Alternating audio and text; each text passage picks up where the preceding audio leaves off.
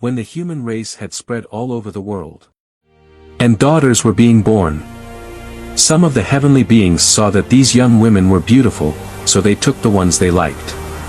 In those days, and even later, there were giants on the earth who were descendants of human women and the heavenly beings. They were the great heroes and famous men of long ago. When the Lord saw how wicked everyone on earth was and how evil their thoughts were all the time, He was sorry that He had ever made man and put them on the earth. The Lord was so filled with regret that He said, "I will wipe out these people I have created, and also the animals and the birds, because I am sorry that I made any of them." But there was a man called Noah who has found favor in God's sight. God said to Noah, "I have decided to put an end to the whole human race. I will destroy them completely, because the world is full of their violent deeds. Build a boat for yourself out of good timber, make rooms in it and cover it with tar inside and out. I am going to send a flood on the earth to destroy every living being. Everything on the earth will die. Take into the boat with you a male and a female of every kind of animal and of every kind of bird, in order to keep them alive." And Noah did everything God commanded. When Noah was 600 years old, on the 17th day of the second month, all the outlets of the vast body of water beneath the earth burst open, all the floodgates of the sky were opened and rain fell on the earth for 40 days and nights. But Noah was safe in the boat with his family and the animals. The water became so deep that it covered the highest mountains.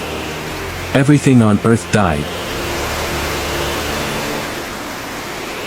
After 40 days Noah opened the window and sent out a raven, but it never came back. Sometime later he sent a dove, but since the water still covered all the land, the dove did not find a place to alight. It flew back to the boat, and Noah reached out and took it in.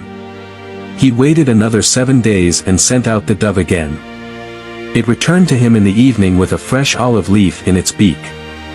So Noah knew that the water had gone down. When Noah was 601 years old, on the first day of the first month, the water was gone.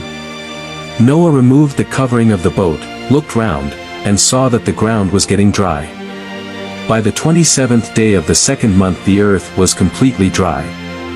God said to Noah, "Go out of the boat with your wife, your sons, and their wives. Take all the birds and animals out with you, so that they may reproduce and spread over all the earth. With these words I make my covenant with you, I promise that never again will all living beings be destroyed by a flood, never again will a flood destroy the earth.